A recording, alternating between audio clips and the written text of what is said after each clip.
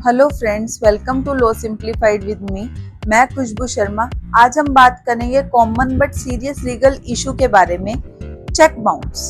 Cheque bounce क्या होता है, ये क्रिमिनल ऑफेंस कब बनता है, कोर्ट का प्रोसेस क्या है, आप विक्टिम हो तो क्या करना चाहिए, एक्यूज्ड हो तो क्या करना चाहिए। तो हम आज इस सभी के बारे में सिंपल लैंग्वेज में इस वीडियो में समझेंगे। सबसे पहले हम देखते हैं चेक बाउंस क्या होता है। चेक बाउंस का मतलब होता है आपने किसी को चेक दिया, लेकिन जब उसने उस चेक को बैंक में लगाया तो वो डिसऑनर हो गया, यानी क्लियर नहीं हुआ। इसके कुछ कॉमन रीजंस होते हैं। इनसफिशिएंट बैलेंस सबसे common reason, account closed, signature mismatch, over writing on cheque, payment stopped by drawer, cheque expired मतलब 3 मंथ्स के बाद जो डेट चेक पे डली हुई है उसके अकॉर्डिंग 3 मंथ के बाद चेक एक्सपायर हो जाता है। वैलिड चेक की कंडीशंस होती हैं, अकाउंट एक्टिवेट हो, चेक 3 मंथ्स के अंदर का हो, सिग्नेचर करेक्ट हो, सब डिटेल्स क्लियर हो, अमाउंट, नेम, डेट, पेमेंट किसी लीगल लाइबिलिटी को पूरा करने के लिए हो। एग्जाम्पल देखते हैं। ए ने बी से 1 लाख रुपए उधार लिए as a loan.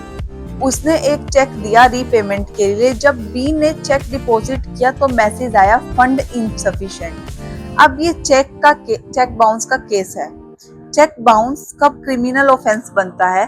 Section 138 negotiable instrument act 1881 के अंडर जब चेक किसी लीगल ऑब्लिगेशन के लिए दिया गया हो और वो डिसऑनर हो जाए तो ये क्रिमिनल ऑफेंस बन जाता है। वैलिड क्रिमिनल कंप्लेंट के लिए 5 कंडीशन जरूरी है।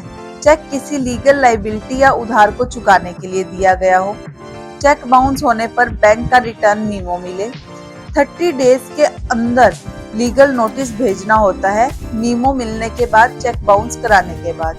नोटिस मिलने के 15 दिन के अंदर पेमेंट नहीं किया गया हो तभी कंप्लेंट 30 दिन के अंदर फाइल कर सकते हैं। जैसे कि ए ने चेक दिया बी को 50,000 का, 5 जुलाई को बाउंस हुआ।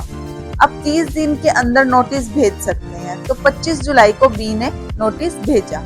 ए ने 15 दिन के अंदर पेमेंट नहीं किया, अब बी 30 अगस्त तक केस फाइल कर सकता है।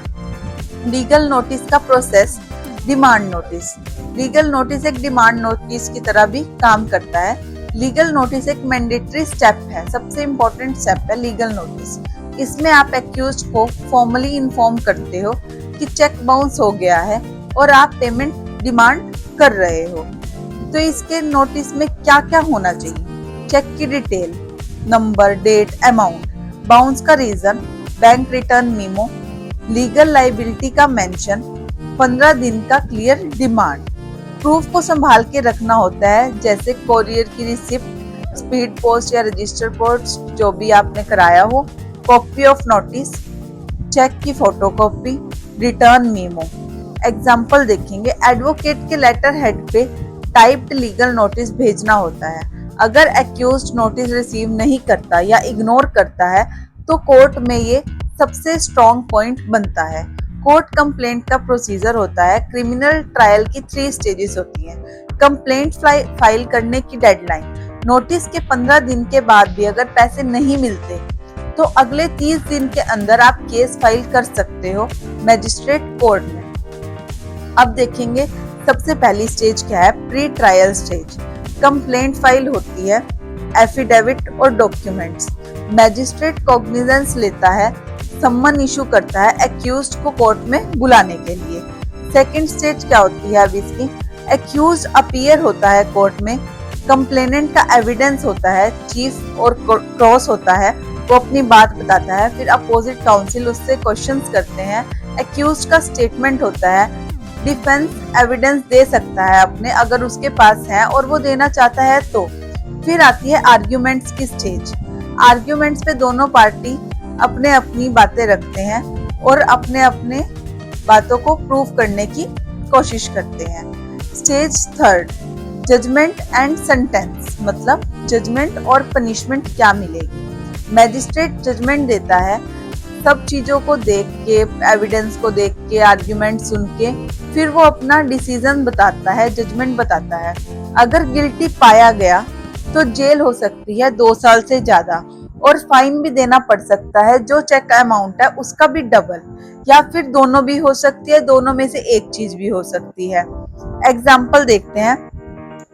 ए ने बी का चेक बाउंस होने पर मैजिस्ट्रेट कोर्ट में कंप्लेंट फाइल की। बी सब डॉक्यूमेंट्स लाया, कोर्ट ने ए को गिल्टी पाया और 50,000 के चेक पर 1 लाख का फाइन लगाया, मतलब कि डबल फाइन लगा दिया। डिफेंस आर्ग्यूमेंट एक्यूज्ड क्या बोल सकता है? अब ये देखते हैं कि अगर आप डिफेंस में हैं तो क्या बोल सकते हो। अगर आप एक्यूज्ड हो तो आपके पास कुछ डिफेंस हो सकते हैं। कॉमन डिफेंसेस क्या होते हैं? चेक सिक्योरिटी पर्पस के लिए था, लीगल लाइबिलिटी नहीं थी, सिग्नेचर फॉर्म्ड या ब्लैंक चेक दिया गया, पेमेंट ऑलरेडी हो चुकी थी, नोटिस नहीं मिला, टाइम बेयर्ड लाइबिलिटी थी। लेकिन बर्डन और प्रूफ जो होता है एक्यूज्ड पे होता है। सेक्शन 139 के अंडर प्रिजम्पशन होती है कि चेक लीगल लाइबिलिटी के लिए था जब तक एक्यूज्ड प्रूफ ना करे कि नहीं था। Practical tips for public preventive measure for cheque issuers. जो चेक दे रहा है अकाउंट में बैलेंस रखे, चेक में क्लियर लिखे, डेट और साइन केयरफुली भरे। अगर कैंसल्ड चेक को है तो उसको कट करके रखे। फॉर रिसीवर्स, रिसीवर्स के लिए भी है, सिर्फ लीगल लाइबिलिटी के लिए चेक लो, जो आपकी लीगल लाइबिलिटी हो उसी के लिए चेक लो। बैंक रिटर्न मीमो तो बहुत जरूरी होता है और टाइमली नोटिस भेजो। इसमें टाइम को जो है स्ट्रिक्टली फॉलो करना होता है। अगर आपका एक भी दिन ऊपर नीचे हुआ तो मतलब आपके हाथ से केस जा सकता है। अगर डॉक्यूमेंट की कॉपी रखो, हर एक डॉक्यूमेंट की कॉपीज रखनी जरूरी है। अगर आपने लीगल नोटिस भेजा है तो उसकी, चेक है तो उसकी, सब चीजों की रखनी जरूरी है। चेक देना सिर्फ एक स्लिप भरने का काम नहीं, ये एक लीगल प्रॉमिस होता है। अगर वो प्रॉमिस तोड़ा जाता है तो कानून आपको प्रोटेक्शन देता है। चेक बाउंस के मैटर में हर स्टेप के टाइम लिमिट इम्पोर्टेंट होता है। एक दिन की चूक भी केस खराब कर सकती है। अगर आपको ये वीडियो हेल्पफुल लगा हो तो लाइक करें, शेयर करें और चैनल लॉ सिंप्लीफाइड विद मी को सब्सक्राइब करना ना भूलें। नीचे कमेंट करके बताओ अगर किसी और लीगल टॉपिक पर वीडियो चाहिए। Thank you, have a nice day.